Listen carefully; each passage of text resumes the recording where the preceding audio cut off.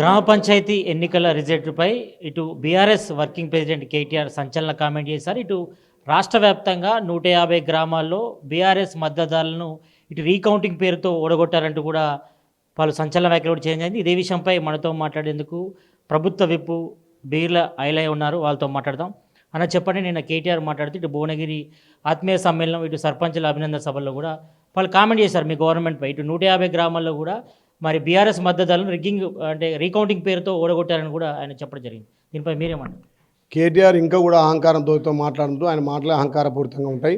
తెలంగాణ రాష్ట్ర వ్యాప్తంగా 3 విడతలుగా జరిగినటువంటి సర్పంచ్ ఎలక్షన్లో కాంగ్రెస్ పార్టీకి భారీ మెజార్టీ ఇచ్చి తెలంగాణ ప్రజలు గ్రామాల అభివృద్ధి కావాలంటే ప్రజాప్రభుత్వం గౌరవ ముఖ్యమంత్రి రేవంత్ రెడ్డి గారితో సాధ్యమని చెప్పి ఇలా జరుగుతున్న అభివృద్ధి చూసి ఓటేసారు. దానికి బిత్తరపోయి కేటీఆర్కి ఏం మాటలో అర్థమవుతలేదు. చిత్తుగా ఓడిపోయినటువంటి యాదాద్రి భువనగిరి జిల్లాలో నిన్నొచ్చి ఏదో విజయోత్సవ సభ అని సన్మాన సభ అంటే గతంలో మీరు సర్పంచులను లొంగదీర్చుకొని సర్పంచ్ చేర్చుకురు కాబట్టి ఇప్పుడు గెలిచిన అత్తేసరితోటో అక్కడక్కడ గెలిచిన సర్పంచులను ఏడ చేయి జారిపోతారనే ఉద్దేశంతో వచ్చి యాదాద్రిలో పెట్టిండు. ఇలా తెలంగాణ రాష్ట్ర వ్యాప్తంగా 12,703 సర్పంచులకు గాను 8,331 కాంగ్రెస్ కైవసం చేసుకుంది.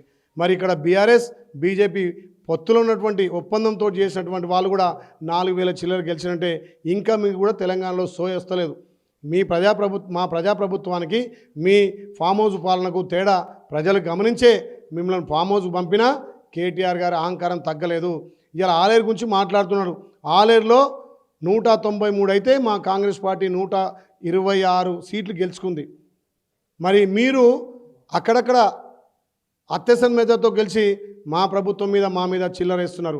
ఆలేరులో ఒక బీసీ బిడ్డగా ప్రజలకు అందుబాటులో ఉండి ఓడిపోయిన ఎమ్మెల్యేలు, కాంటెస్టెడ్ ఎమ్మెల్యేలు, ఎమ్మెల్సీలు ఎంతమంది 10 మంది నా మీదకి వచ్చినా ఆలేరు బిడ్డగా వాళ్ళ ఆలేరు సేవకుడిగా నాకు ఆస్వాదించి కాంగ్రెస్ పార్టీ భారీ మెజార్టీ గెలిస్తే అక్కడ దౌర్జన్యం చేశారు, ప్రజాస్వామ్యాన్ని కూని చేశారు అనడానికి మీకు నోరెట్లు వస్తుంది? మీరు ప్రజలలో లేరు. గెలిచిన కాంచెల్లో మీ నాయన ఫామ్ హౌస్కు మీ బావ బామ్మర్దులు పంపకాల్లో కొట్లాట, ఎమ్మెల్సీ కవితక్క బయటకు పోయి మీ మీద రోజు ఎత్తేడు దోషుల మన్ను వస్తుంది. 10 ఏళ్ళు దాచుకుంది.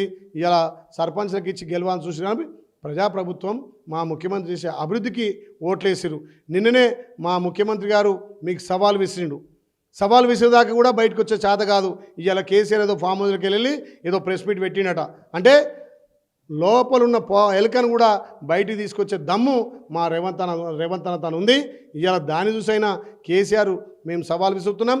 నీళ్ల మీద చర్చకు సిద్ధం. కేంద్రంతో కొట్లాడి పక్క రాష్ట్రాలతో కొట్లాడైనా తెలంగాణకు రావాల్సిన వాటా, తెలంగాణకు రావాల్సిన నీళ్లు సాధిస్తాం. మీ 10 ఏళ్ల పాలనలోనే నీళ్లు నిధులు దుర్వినియోగం అయిపోయినాయి. మన ప్రజాప్రభుత్వం గౌరవ ముఖ్యమంత్రి రేవంత్ రెడ్డి గారి నాయకత్వాన ఇలా ప్రజలకు సంక్షేమ అభివృద్ధి 2 కళ్ళ లెక్క చూసి చేస్తుంటే ఓర్వలేక కేటీఆర్ నోటికొచ్చి మాట్లాడు. అసలు కేటీఆర్ స్థాయి ఏంది? ఉద్యమాలలో ఉన్నవా? డైరెక్ట్ ఎక్కడి నుంచి వచ్చినవా? తండ్రి చాటు కొడుకు లెక్క అమెరికా నుంచి వచ్చి అయ్య పేరు చెప్పుకొని ఎమ్మెల్యే, అయ్య పేరు చెప్పుకొని ముఖ్యమంత్రి అయినావు. ఇవాళ నీ సిరిసిల్ల ఎన్ని సీట్లు వచ్చినాయి? సిద్దిపేట ఎన్ని సీట్లు వచ్చినాయి? ఏడ మీ బావకు పట్టం కడతాడు అని చెప్పి ఇవాళ ఏదో యాత్రను పెట్టినావు. అది విజయోత్సవ సభ కాదు. ఆ అహంకారం తగ్గించుకో కేటీఆర్. మా యాదాద్రి నుంచే నీ పతనం స్టార్ట్ అయింది. వచ్చే జెడ్పీటీసీ ఎంపీలో కూడా కాంగ్రెస్ పార్టీ జయకేతం వేస్తుంది. 75% సీట్లు గెలుచుకుంటామని చెప్తే తెలియజేస్తున్నాం. చాలా చోట్ల గ్రామ పంచాయతీ ఎన్నికల్లో సర్పంచులను ప్రలోభాలకు గురి చేశారు, భయభ్రాంతలకు గురి చేశారు. ఇటు బీఆర్ఎస్ మద్దతులను కూడా కాంగ్రెస్లో చేర్చుకునే ప్రయత్నం చేస్తున్నట్టు కూడా కేటీఆర్ కామెంట్ చేశారు. బీఆర్ఎస్ పార్టీకి అలవాటు. అప్పుడు గతంలో ఎమ్మెల్యేలను సంతలో కొన్నారు, సర్పంచులను కొన్నారు. కానీ వాళ్ళ ప్రభుత్వంలో వాళ్ళ సర్పంచులు కూడా అప్పులపాలయ్యారు, ఆత్మహత్య చేసుకున్నారు. ఇవాళ అప్పులపాలై వాళ్ళ సర్పంచులు ఆ రోజుల్లో ప్రజాప్రభుత్వం కావాలని చెప్పి చాలామంది కాంగ్రెస్ పార్టీకి సపోర్ట్ చేసినారు.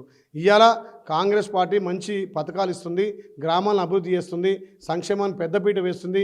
దానికి తెలంగాణ ప్రజలు అర్థం చేసుకొని తెలంగాణలో 170% ఇవాళ కాంగ్రెస్ పార్టీ గెలిచింది.